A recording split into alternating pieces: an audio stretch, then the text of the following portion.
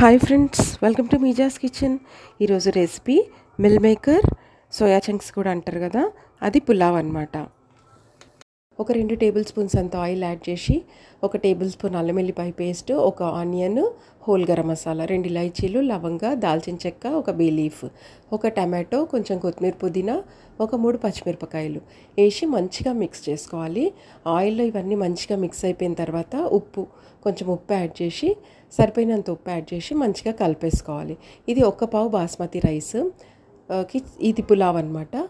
2 tablespoons అంత పెరుగు add చేసినప్పుడు లో ఫ్లేమ్లో పెట్టుకొని పెరుగు యాడ్ చేయాలి. ఇప్పుడు ఇది బాస్మతి రైస్, ఒక కప్పు బాస్మతి రైస్కి 1/2 కప్పు సోయా చంక్స్ తీసుకోండి. ఇవి ఒక 10 మినిట్స్ సోక్ చేసుకొని పక్కన పెట్టుకోవాలన్నమాట.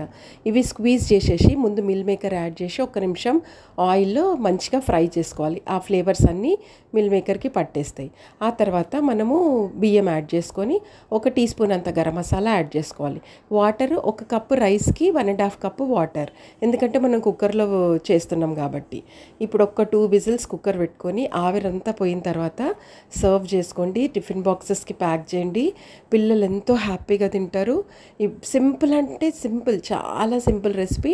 ఇంటికి చుట్టాలు వచ్చినప్పుడు కూడా తొందరగా అయిపోయే రెసిపీ అంటే meal maker pulao. Simple recipe. ఇందులో కారము అవన్నీ ఎక్కువ ఇంగ్రీడియంట్స్ ఏం లేకుండా చాలా సింపుల్గా అయిపోయే రెసిపీ. దీనికి రైతాతో సర్వ్ చేసుకున్నామంటే చాలా బాగుంటుంది. ఫ్రెండ్స్, మీకు కనుక ఈ వీడియో నచ్చితే లైక్ చేయండి, షేర్ చేయండి, సబ్స్క్రైబ్ చేయండి. Thank you for watching.